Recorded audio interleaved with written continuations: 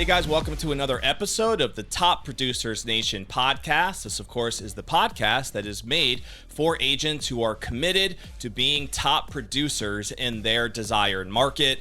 We are powered locally by the Tampa Bay Real Producers local franchise here, where we put on a ton of events for the top 500 producing agents in the Tampa Bay market, as well as have a monthly magazine, which is called Tampa Bay Real Producers, featuring them and telling their stories of how they became top producers. Many of you know, if you follow our show, that we bring a lot of those top agents on the show to dig in a little deeper to their stories, but we also have partners who support our platform, and we also bring them on our show, and we have one of those partners today as part of our partner series. That is Jennifer Motsinger, who is the business development, let's say coordinator, manager, handles business development for GILK, which is obviously one of our preferred partners here with Tampa Bay Real Producers. So Jennifer, it's good to have you on the show. How are you? Much for having me. Yeah, no doubt. I'm excited to dive in a little bit to your story for people who might not know much yet about you or about GILK. Obviously, you have a cool background being from Tampa initially, so we'll kind of start there a little bit with that background. I think you were born and raised here. Correct me if I'm wrong. Yep. Cool. Went to Bloomingdale High School and USF. So local yokel. Yep. And then what was your background in terms of your business experience that eventually found your way to GILK? That is an interesting question because it has nothing to do with building whatsoever. I actually got involved in politics at a very young age. And so I was running a lot of campaigns, working on a lot of public policy. And one day my predecessor came to me and said, would I know anybody interested in handling governmental affairs for the Builders Association? Okay. And at first I didn't know what that was. And then I quickly realized how exciting that opportunity would be. And this so is the TBBA, right? It Tampa is Bay the Tampa Builders Bay Association. Builders Association. Yep. So I started working there over 20 years ago, and I was at the helm for almost 20 years. Wow. So I've seen the high highs, the low lows. I've been very blessed to work with a lot of candidates and influence a lot of public policy as it relates to the American dream of home ownership. And after that, I decided to just test different things and always love this industry. And so when I found some folks at GILK that wanted to expand and get into new construction because their legacy was really major home remodels, I was very intrigued, and it's been a great fit, and it's been an exciting journey to see what it's like on this side of the business, especially after representing the industry for so many years. Yeah. So in your 20 years there with the TBBA, I know you were president for how long? 17 years. Oh, wow. So it was executive the majority. Vice President. Okay, cool. So you had a leadership role over there for an extended period of time for sure. As the executive president, what was your main responsibility, or what were your main focuses there at TBBA? Governmental affairs. So I ran the daily operations. So yes, my job incorporated special events, programming, membership, but the main focus has always been advocating for this highly regulated industry. So I worked a lot with local governments, and as well as state and federal governments. Everything, you name it, from permitting and inspections to all the fun stuff. Stormwater, absolutely, just exciting topics. Well, they're exciting to me. So you were basically, would you consider yourself like a voice for the builders? I was the voice of the builders at that time. That makes sense. I seem to continue to do that no matter what seat at the table I have. It's just I find that your talent, and everybody's got a unique talent, will not necessarily be the same throughout your career, but it will certainly be part of who you are. And I think that is much more important to be your authentic self and just let that travel with you instead of trying to figure out a specific direction for a career path. Yeah, I love that. And it makes sense to me why GILK would want to have you as involved with them, knowing your background and your experience and working with, so many builders in the market, plus the reputation that comes with that locally. How many builders are members of TBBA? When I left, there was almost 1,800 members. So unless something drastically changed, I grew it to the fifth largest association of its type in the United States. It's very much like realtor associations. Sure. So it services that part of the industry. So, And those 1,800 members were all Tampa Bay based? oh yes. Okay. Yep. And is that like Hillsborough County, Pinellas County, And Pasco? Pasco? Those Yep. three counties make that up. Yep. Interesting. And that's not including the non-builders that are, what were they called? They Vendors were, or partners? so or? you do have two different types of membership. Yeah. You have builders and then you have associates. There's always going to be more associates Right. than there are builders. Right. So that is a total Of both. Yeah. Got it. Okay. And so how much interaction, and we're obviously going to talk about your experience directly now with GILK, but with that role that you had, was most of your association in contact with builders, or was it with the affiliates, or a little bit of both? Because of the type of work that I do, it was mostly interacting with builders, Yep. developers, but there's some associate members that are also servicing that side of the industry, such as your consultants, like engineers or attorneys. So Sure. I interacted with a lot of those types of folks. Yep. And my primary job was just interacting with local government and interacting with state government, because that is really, the home building. That's a whole different dynamic in and of itself. It really is. Right. And no two organizations will have the same philosophy. So, Right. for example, builder A, if they're depending on the type of building that they're doing, they're going to have a completely different mindset and set of expectations and priorities than builder B. Sure. So it was an interesting dynamic to try and manage those expectations just from an internal standpoint, and then getting what we wanted from a standpoint of interacting with the local government, because there's only 4 components to building a house: Right. land, materials, labor, and regulations. Okay. And in this area, consistently,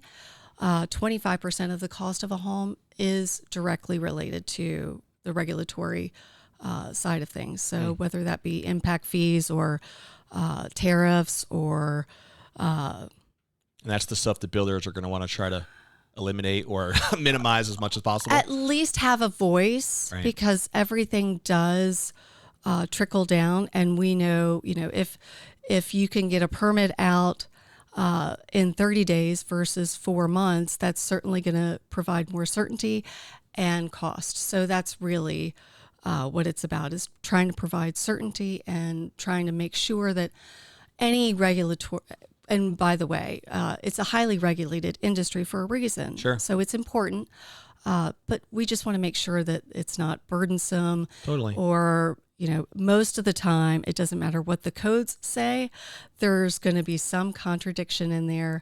And so we want to minimize that. Yeah, no, that makes a lot of sense. Did you have, I'm assuming you had all different types of builders that were part of the association. So you had Everything from your track Lennar, builders to yep, your normal, your custom home builders, your Absolutely. luxury specialists. Yep. Like, are there different classifications that you And would, remodeling. remodeling and, for sure? Yep. Yeah. So you had all But that. Yeah. the only thing that we didn't really service in a big way is commercial and industrial. But Okay. anything related to housing, absolutely. Makes sense. Did you find in your role that depending on the type of builder that they were, a Lennar as an example compared to maybe a GILK, right? Like a more of a custom home builder, did they have different requirements, requests, things that they were hoping you'd fight for? Absolutely. So I'll give you a great example. Lennar, they want certainty in the market, of course, but they're trying to deliver a product as fast as they can and with consistency, right? Mm-hmm. So impact The Henry fees, Ford assembly mindset. exactly. Yeah. Right. So impact fees are going to be a big deal for them. Yep. Impact fees are not necessarily going to be a big deal for a custom home builder, Right. or somebody that's on your own lot. That is very different. What they all have in common is consistency in permitting, consistency in inspections, and that is a lot of what I did. So that translated very well to what I do now, because I have a lot of that. It's all in my head.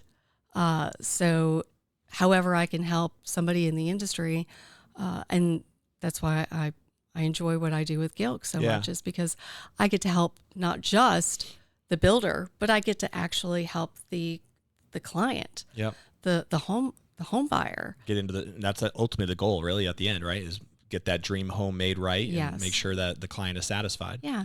In your, again, experience with, back to TBA and even with GILK now, what did you find the role of the real estate agent to be in that organization, if at all? Were they actively involved generally? Did you find that many of them who were doing certain things really well?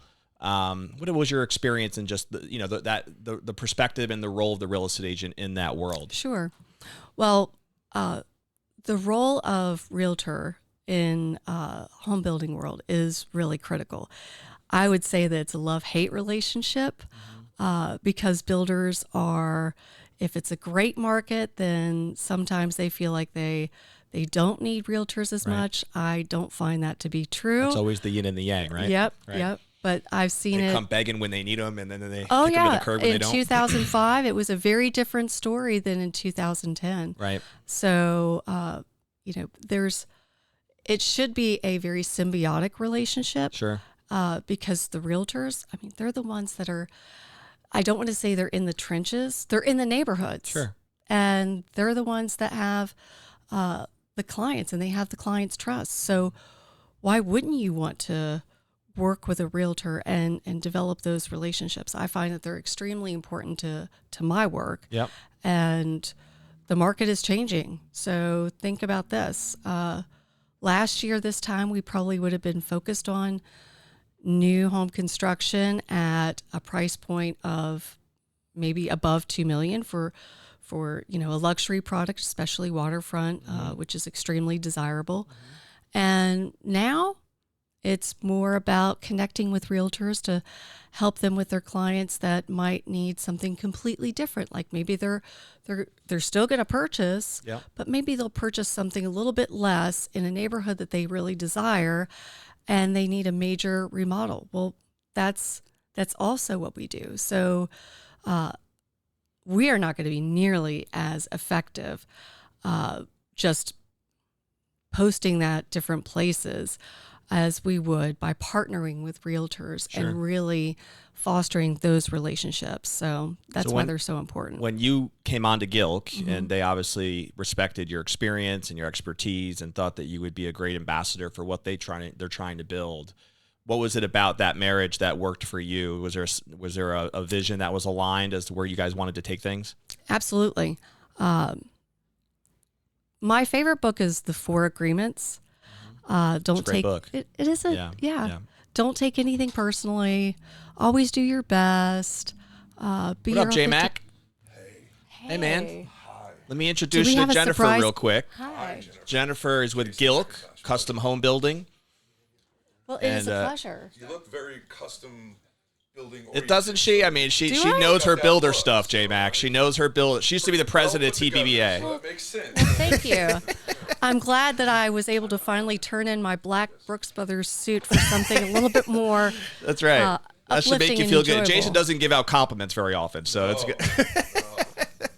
Well, I truly appreciate I like it. to take them. He does. He does. Flattery gets you everywhere with this guy. Thank you. And you have a beautiful space here. Well, and I appreciate it. Good energy, right? Yes. No Very good doubt. energy. No doubt. And that's a perfect segue back to what we were talking about. Yeah. And it's the energy, it's the relationships. So the Four Agreements, I really take that to heart, and it has helped me immensely be my true authentic self. Very cool. So I walked into GILK and I saw a lot of the same stuff, and it is all about relationships. And we're kind of an eclectic crew of people who have been successful individually, but collectively we're doing a lot of things differently. We're not afraid to, blow it up and start from scratch if something's not working. And so that's why I knew that this was a a great opportunity. And yes, I think that my background serves them well, but that this has been a tremendous experience and a learning experience for me as well that Very I cool. never would have gotten any other way. For people who might not be familiar with GILK and their specific services, take a minute if you could and just explain like what your bread and butter is, Yes. what you're serving, what audience you want to serve, Thank you. and all those good things. Yeah. So GILK Design Build, we kind of are a little bit unique in the fact that we do everything in-house. We are truly a one-stop shop. So what that really looks like is we have in-house architects, interior designers.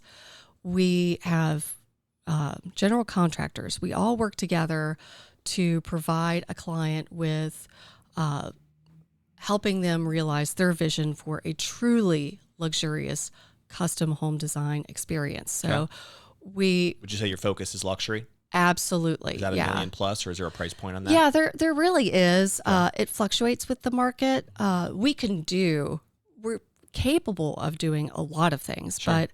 but really what we specialize in is anything that is a challenge in the environment, or like we've done a lot of Hyde Park preservation, renovation projects. So we have a lot of attention to detail. We understand how important it is to provide quality and something that is timelessly designed so that it will last and safeguard on the most important investment that most people make by using materials and best practices to safeguard that, especially in this area where we have a lot of extreme weather. So we do a lot of major remodels, and I'm not talking about kitchen and bath.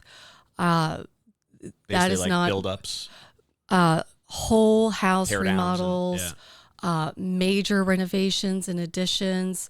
That's really where you want a partner that can provide that architectural and interior design expertise. Yep. So I'd say our renovations are typically no less than $500,000. Okay.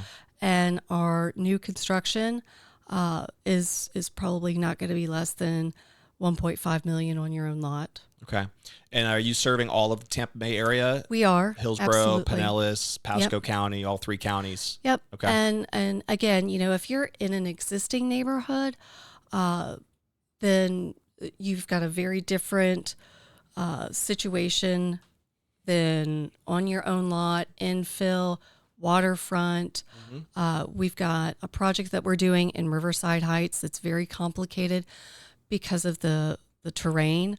So that's where you really want folks like us and our expertise. If you've got something that you're doing that isn't quite as complicated, then you're probably going to be better served. And by the way, you're probably going to be more price conscious. So just because those are things that we can do, we have relationships and vendors and suppliers that we use that might not be best suited for every new home construction or even every quote luxury new home construction. The terms seem to be very, very widely used. So it's just like the two of us. If we were asked to describe a chair, we would have very different opinions on how what that looks like. And luxury is no different. Custom is no different. For sure. Yep.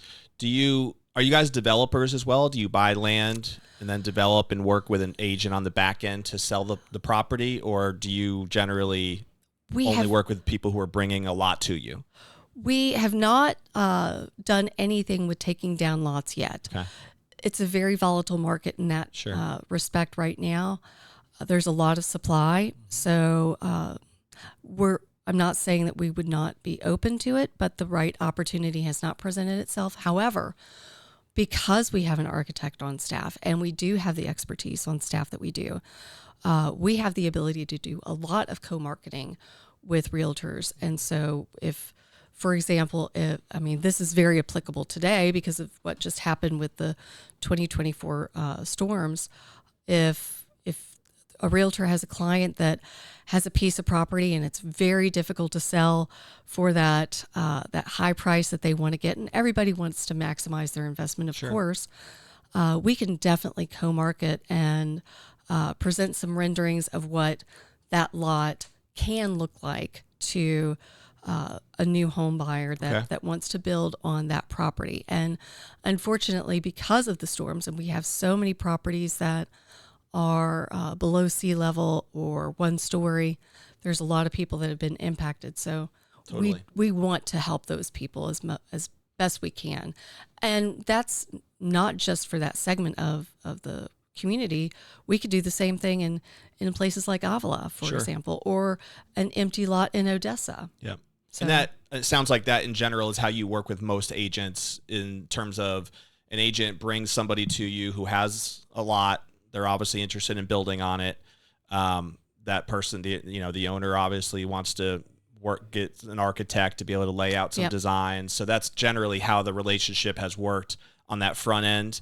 And do you also work with agents at all on like building a property and then hooking up with an agent to list it, or is that not really part of the business model right now? We have done that. Okay. And I've only been on board a little bit less than a year, so I haven't run the gamut of every opportunity, but I will say this, I answer my phone. It's always right here on me. So whatever the needs are, you can at least figure it out, have a conversation. It's worth a conversation. Absolutely. Yeah. And I don't pretend to know it all. And I'd like to think I'm a little bit creative, but I'm a lobbyist at heart. So there's a lot more creativity out there than what's in my head. So makes sense. Do you still have any involvement with the TBBA? Do you do anything with them still? I'm a member, and I can't help it. Yes, I do go to the governmental affairs meetings, and it's so hard. You're addicted, huh? I love it. Once you're in there, it's hard to walk away. I love it, and you'd be surprised. I'm so much fun at parties, especially when I talk about the industry. I mean, people just like, oh my gosh, please. Unless they're, they love it like I do. Sure. But yeah, I do. I'm still involved, and I still love the industry. I still love the people. I do not miss preparing for a board meeting. I do not miss preparing budgets, and I definitely don't miss the new board member orientations. I'm glad that those are behind me. That was a great experience, and I learned a lot from it, but I'm learning a lot now too. With your time now at GILK, where's most of your focus now? Is it on relationship development with agents and other other builders? You are the center of my universe. So okay, so basically just trying to connect, build relationships with a lot of the right people, and that's where most of your energy is going right now. Okay. Yeah, I mean, there's a lot of marketing materials that have been developed just to tell our story and provide information to make it easier so that realtors know what we're doing and how they can partner with us and what their clients, like helping them tell the story to their clients, because it's not up to them to sell what we're doing. It's up to us. For sure. But I definitely want to make sure that I'm connecting with people, and this is something that a mentor of mine told me a long time ago, and he's a very, very successful business man here in Tampa. People want to do business with who they want to have a beer with. Sure. And I don't drink beer, I drink wine, but I think the sentiment is the same. If you can connect with someone, absolutely, then there's a good chance that you're going to do something together. And whatever that looks like is whatever that looks like. Yeah, no, I couldn't agree more. And in many ways, that's really what our whole platform has been built on too, is trying to get as many of those people in the room together. Yeah. So that the relationships can actually be at least facilitated initially, and then it really goes from there. Like, people are going to do business with people that they vibe with, right? Yep. People that they connect with. So I couldn't agree more. Yeah. It makes a lot of sense. And so if you were to try to call out the audience as far as like the perfect type, or I guess I would word it this way. What is one thing you would want agents specifically to know about GILK that you think might be different than other custom home builders out there? Yep. Anything you feel like is important for them to be aware of, and in terms of what would it be like working with you guys? So we are very transparent. And I just had this conversation with someone today that we want to make sure that we can do a good job and deliver what we promise.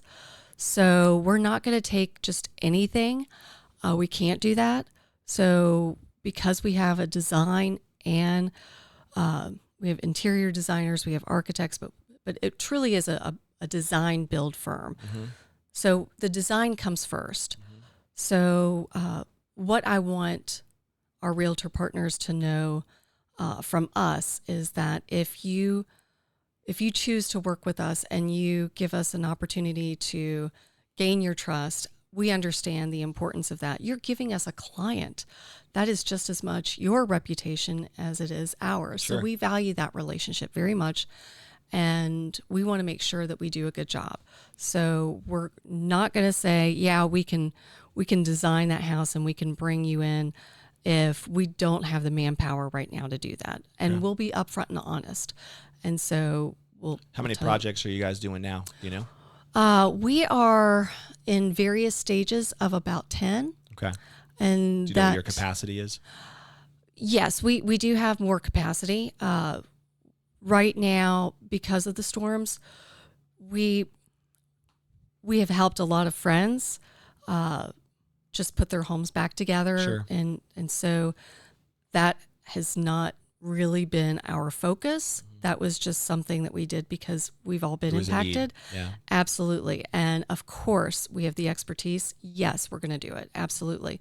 So because of that, and those projects are obviously starting to wind down a little bit, we do have capacity now to really go after more of what the market needs today. And I really believe that a lot of that is going to be more major remodels and new construction. And so that's what we're focused on right now, because our design team is fantastic, and it takes a little while to design that perfect home and get that ready to go into permitting and do the due diligence. And that is another thing that is unique about us that I've learned. In my role at TBB, I kind of thought that everybody did it the same way, like you knew what you were doing on a piece of property. It's not that way. Uh-huh. Most people in the industry do it the exact opposite way.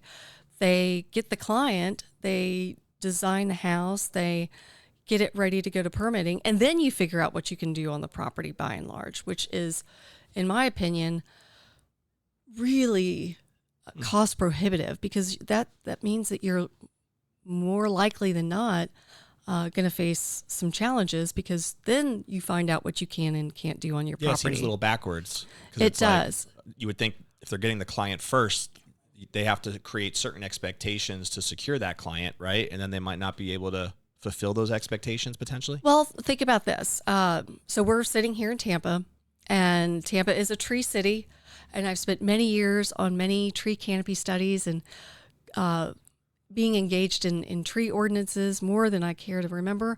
But if you live in the city of Tampa and you have an infill lot, especially if you're in South Tampa or in other areas where there's been a lot of redevelopment, you're going to be impacted by trees more than likely. For sure. So you want to make sure that whatever you're doing, there's a lot of grandfathered lots too, non-conforming lots. So just because you have a house on your property doesn't mean that you can tear it down and build another one. Sure. So you really want to make sure that by that very first or second meeting with a client, you know exactly. So we do all of our due diligence up front. And there hasn't been a lot of lots that I've looked at that I don't pretty much immediately know, okay, this is going to be an issue. This is going to be an issue. Yeah. And we talk about that right up front so that we don't design a house and get it ready for permitting and they can't fulfill it. And then they can't fulfill it. That's going to create a lot of frustration. That makes a lot of sense to me. Yeah. And I would be surprised. I mean, if I'm the client, I would expect that up front, right? I want to know that the person actually has done some research and understands what's doable, what's not, before they're starting to like pitch something or present something to me that they might not even be able to actually fulfill. And if you're a client, you're not necessarily going to understand that. As a matter of fact, how many times have you been surprised by something that you feel is in your wheelhouse, but you just not experienced it yet? Sure. I mean, it happens to me all the time. Right. So Yeah, so it's also a good lesson for clients too, like what questions they should ask yes, a builder up front to make sure that has been done, and Yep. and understanding what to look for. Absolutely. So that's a cool point. I'm glad you brought that up. and that's one of the reasons why I feel like it's very important to work with realtors, because we can really help them. Educate their clients on that Absolutely. And it's not all on them. You know, we all like to have a little help. too. Totally. Yeah. No, that makes a lot of sense for sure. Is there a particular type of agent in any way that you love to work with or had a lot of success with, or does that not really matter as much? Well, I mean, the realtors that I have relationships with, if something works, then we'll put it together. But as far as Like an agent who specializes in a certain type of real estate at all? Or yeah, I mean, we certainly want obviously to. luxury would make sense. Yep, luxury, certain neighborhoods. You know, if you work in more of the affluent neighborhoods in the region, if you have a certain price point, if you have a certain type of home, single family is certainly going to be number one, right? We're not doing condos, so Yeah, it's all single family. absolutely, Okay. yep, and. I like to work with realtors who have a little bit of creativity.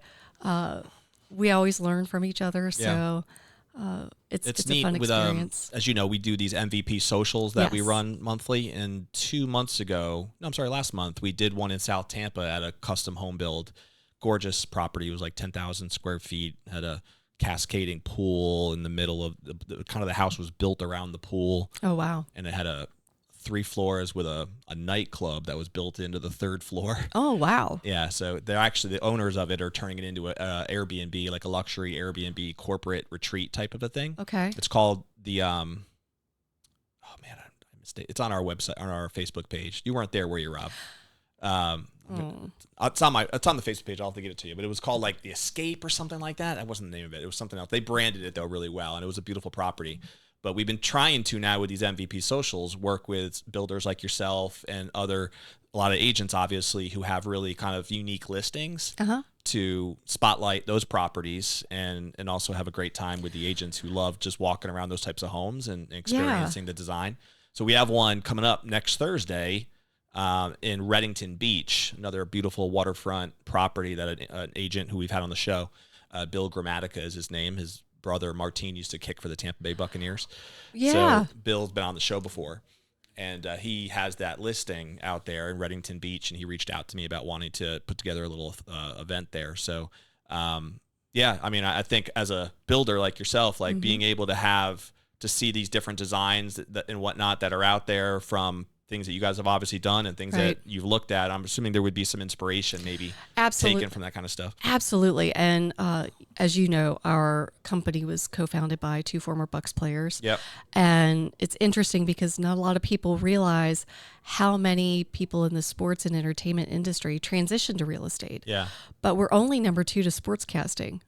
Oh, wow. I think we might be actually number 1. That's an interesting point. You're right, though. There is a lot of people in the professional entertainment sports world who end up transitioning to real estate in some way, shape, or form. Absolutely. Yeah. And I think that's a demonstration of creativity. So, and they're not afraid to think outside the box and do something a little bit daring. And we do have quite a bit of our client base that is within those 2 industries. And I think it's interesting because growing up in Tampa and not having a lot of diversification in housing product, to see what has come forward in the last 20 years and what is now possible, just because we are a much more affluent community. And we kind of are on the roadmap. I mean, Yeah, for sure. Tampa Bay that's- has grown up a lot in the last 20 it years. really has. Yeah. It's come into its own, and we've Without a become doubt. sophisticated. How about that? Yeah, yeah. So You fit the mold, Jennifer. You look very sophisticated. You know, you belong in Tampa Bay now. Me, not so much. Rob, definitely not. But Jennifer, you're a fit. You're a fit to the sophisticated realm of the market. well, thank you. I disagree. I think everybody's got their own type of sophistication. Thank God. Thank God. But I think that that's interesting. I'd love to learn more about what different builders are doing. I mean, Yeah, and I was going to ask you about the style. Is there a particular style that you feel like GILK is kind of landed on, or are you pretty diverse with the different styles that GILK will build? well, that's a great question. Thank you for asking it, because I mean, if a client has a specific type of style, and most do, especially in those price points, we absolutely will do that, and we can. But we also, our architect, Brennan, I have such respect for him. He's done everything from designing skyscrapers in California to his own, I would say, Frank Lloyd Wright-esque meets Tampa Bay meets functionality and sophistication all rolled into one. Nice. But I would say that's kind of our signature is kind of a blend. It's not Miami. It's not super coastal. It's not super modern. It's more of that quiet, timeless design that is Timeless very, elegance. exactly. There you go. That's a great word, elegance. Yeah. Yeah. I think we had talked too about possibly having a model home that you guys were going to go down the road. That doesn't exist yet, if I'm correct, right? I think it's in the midst of being constructed as we speak. Beautiful. Okay. Yeah. Is that going to be in South Tampa? We'll see. Not sure yet. It's still Yeah. yet to be released, huh? Yeah. Nice. Well, that's Yeah. cool. I look forward to that. Hopefully we could even host an event there one day. That would be awesome. I would love that. And Yeah. it would be my honor to host you guys. Yeah, that sounds great. Yeah.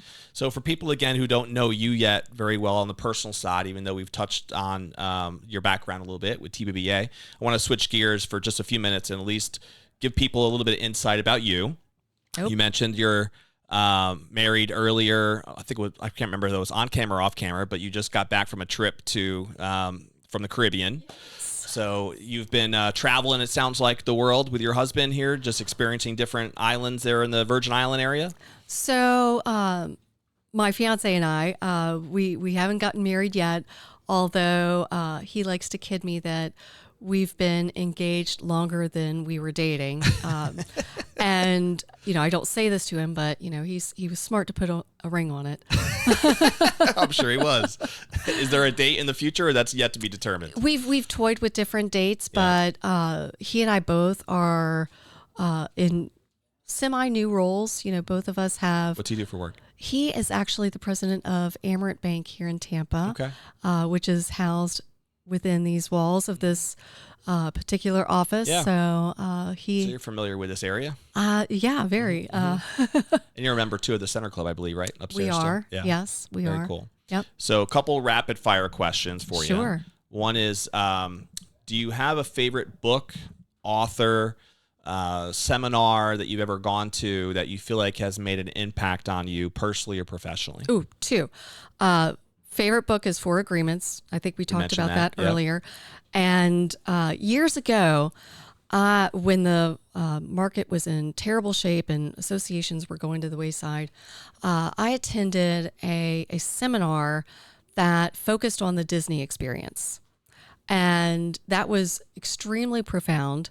And it's not exactly like you wouldn't expect, but it is offer people the Disney experience. They can It's neat. they can put their money wherever they want to, and you're never going to be able to provide something that is so unique that people have to have it. So Yeah, I love that. So the event you went to was basically about like that uniqueness of branding and how to be able to start positioning yourself in a certain way. branding, the experience. For example, they showed a picture of Epcot, during the food and wine festival with all the beautiful flowers and things like that. And you saw a piece of trash, and it was just sitting there. And people commented on it, how long the piece of trash would be sitting there. And Disney takes a lot of pride in making sure that the expectations are exceeded. So that piece of trash stayed there for literally less than a minute. I believe it. Yeah. No doubt. So they are it's masters of creating experiences. Yeah. That's for sure. Yeah. And it's more about the experience. And traffic. And traffic, of course. There's Right. always the traffic. That's true. Yeah. That's a certain part of the experience. It is. Without a doubt. But my wife is a big Disney nut, and we take the kid. We have the annual passes, so we do take the kids regularly. I don't have children, so I don't want to be that weirdo. So I'm happy to go with you and your children and ride the rides and do the experience. I love Disney as well. At 48 It is years interesting, old, I though, don't how care. with the amount of times we've gone, you can make it a different experience every time. You really can. Yeah, for sure. There's Yeah. enough different things you can do to look at, and many times even just experiencing the same ride can come across as a different experience, right? Absolutely. But yeah, you're right. They are masters of just the environment and creating the feeling of the happiest place on earth, right? That's how they promote it. So that's cool. I haven't heard that before. That's an interesting event. I'll have to you have to figure out the name of that and let me know what it is, because I'd be interested in checking it out. Yeah, I will I find wonder it. if they still run it. I wonder. Yeah, that's a good question. Do you have a favorite movie or TV show? This will surprise you. Okay. Favorite movie? Smokey and the Bandit. Really? That does surprise me. I bet. Yep. Classic, though. It is. Yeah. It is. As a matter of fact, when we were in St. Martin, it was my birthday, and we rented a boat to tour us around all day and appropriately named the Bandit. I was like, well, this is serendipity. Fitting. Yeah. That's perfect. Absolutely. You're the first person on the show who said Smokey the Bandit. That's It's a the good- first answer. it's a good- Absolutely. it's a good Unique. movie. Very unique, right? Yeah. Right, Rob? Already. Yeah. All right. Give me one thing other than the travel, which I know you already mentioned, but what do you and your fiance love to do for fun when you're just kind of entertaining or trying to get out of work mode? What floats your boat in the You know, area? I love to entertain, and he loves sports, and I smile and nod as he's quoting sports stats. And I think him and I would get along really well. I'm a yeah, big yes, sports you fan would. myself. Yes. So, like tomorrow is the Kentucky Derby, and Have you ever been? we actually did go a couple of Nice. years ago, Nice. and It's on my list too. I have not. well, he spent Dawn, so many hours looking at all the stats. And you know what? While he was doing that, I met the owners of Mage. Oh, wow. And I decided, because it was such a cool family and I loved the vibe, so I bet on Mage, and I thought it was Maggie. Yeah. I didn't even know.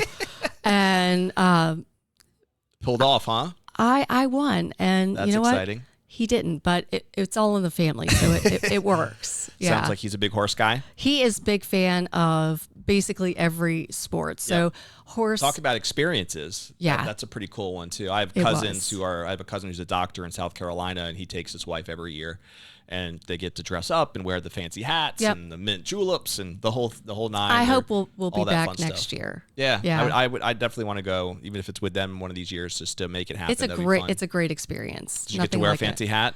Oh, Of course, right? Of course. Why bother asking? yeah. Yeah. It's It's become really popular in pop culture too. Like a lot of like modern day artists. Like Oh, for sure. rappers go to it. Rockers go to I'm sure it's not a cheap ticket anymore. That's for sure. I bet not. But that place is huge. It holds like 150,000 people, I think, something like I that. think it's the most. I think it's the biggest sporting event in the United States.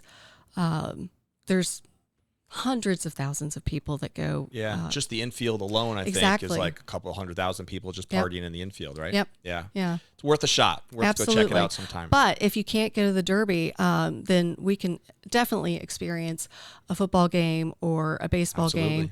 I will be the one talking, and you guys will be the ones actually watching. Enjoying the game. Yeah. Yeah. I did Yeah. get to go to the Bucks playoff game last year, which Did was you? neat. They didn't win, unfortunately, Yeah. but it was a great experience. It was Yeah. a fun game. Tight game. They blew it at the end, but that's a whole other conversation. Hey, but we still love our Bucks, don't They we? do. They do. They played really well last year. So Baker will be back. This will be another year for them to battle it That's out. right. We'll see what happens. That's right. Well, we're going to put a bow on the episode, and I'm glad that we were able to have you on and dive into GILK, because we haven't really had anybody in your space on the show. So I'm glad to be able to dig into that a little bit and help our audience see kind of the diversity of the different partners that we have here with Tampa Bay Real Producers, for sure. So if an agent or anybody just wanted to reach out to you and pick your brain a little bit more, I'd love maybe that. they have a buyer that they want to get a design on, or just talk more about GILK, what's the best way for someone to reach you? Well, it's interesting because I did have a realtor reach out to me, and we were having coffee on Monday. So I'm very easy to get a hold of through social media, but you can always reach me on my cell phone, and you can always You can reach throw me the number out if you want. Okay, well, everybody else has got it, so it's 813-434-5027, and you go. again, it's right here all the time. So We'll throw it on the description Yeah. thing if you want, Thank so that you. agents can connect and whatnot. Absolutely. And I guess the website is at gilk.com. yes, Cool. Yep. So they can always find more information about GILK there as well. Yep.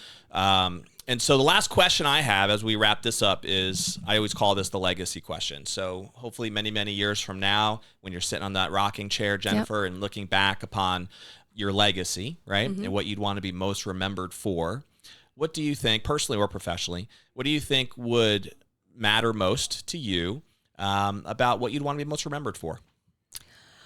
So what I don't want to be remembered for is my work, or defined by what I accomplished. I'd rather be remembered for who I am, my connections. Hopefully, I've been able to impart some sort of positive, light experience. That's really what it's all about, is relationships and connectivity. Yeah. Yeah. Amen. So we appreciate you, of course, as a partner with Real Producers, and hope we can continue to work with you guys in the relationship space and be able to make as many great connections as we can with the agents that are part of our community. We're going to wrap up this episode with a challenge to the audience, the way we always do, and that is that if you're watching on live, Facebook, YouTube, or listening on any of the 15 plus podcast platforms that we distribute to, what is one action step that you can take today based on our conversation with Jennifer that would help propel you forward and make the time that you invested in listening to this episode worth it?